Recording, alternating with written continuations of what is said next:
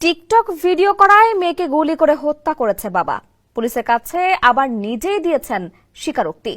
ঘাতক বাবা মেয়েকে হত্যার বিষয়টি স্বীকার করে বলেন, মেয়ের টিকটক ভিডিও নিয়ে তার আপত্তি ছিল। এর জেরে মেয়েকে হত্যা করেছেন। মেয়েকে গুলি করে হত্যা করা এই বাবার নাম আনোয়ারুল হক, মেয়ের নাম হীরা আনোয়ার। মেয়েটির বয়স 13 থেকে 14 বছরের মধ্যে। বেশ কিছুদিন ধরে হীরার টিকটক ভিডিও বানানোর কারণে পরিবারে অসন্তোষ তৈরি হয়েছিল।